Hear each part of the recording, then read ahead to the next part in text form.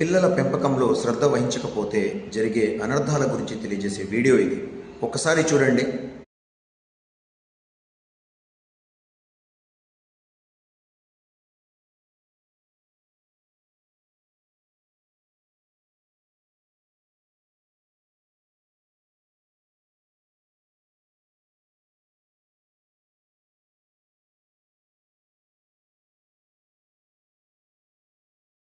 చూశారుగా, ఒక పిల్లవాడు ఎలా ఉన్నాడో, అతని ప్రవర్తన ఎలా ఉందో, అతని బిహేవియరల్ చేంజెస్ ఎలా ఉన్నాయో కనుక మనం గమనించకపోతే చిట్ట చివరికి మన పిల్లవాడి చేతిలో ఎవడో ఒకడు బలవ్వాల్సి వస్తుంది.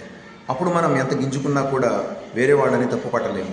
తల్లిదండ్రులు ముందు వేరే వాళ్ళ వల్ల మా పిల్లవాడు పాడైపోతున్నాడు అని అనకుండా మన పిల్లవాడిలో ఉన్నటువంటి బిహేవియరల్ చేంజెస్ అంటే ప్రవర్తనలో మార్పులు ఏవైతే ఉన్నాయో అవి ఎప్పటికప్పుడు గమనిస్తూ ఉండాలి.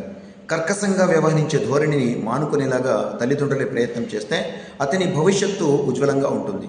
లేని పక్షంలో ఇప్పుడు ఇలా ఉన్నప్పుడు మీరు కనుక గారాబంతో వదిలిపెట్టేస్తే ముందు ముందు అతను సమాజానికి కీడు చేసే యాంటీ సోషల్ ఎలిమెంట్గా కూడా మారే అవకాశాలు లేకపోలేదు. ఈ విషయాన్ని జాగ్రత్తగా పరిశీలించి తమ పిల్లల భవిష్యత్తును చక్కగా తీర్చుకునేలాగా తల్లిదండ్రుల ప్రవర్తన అనేది ఉండాలి. గమనించండి.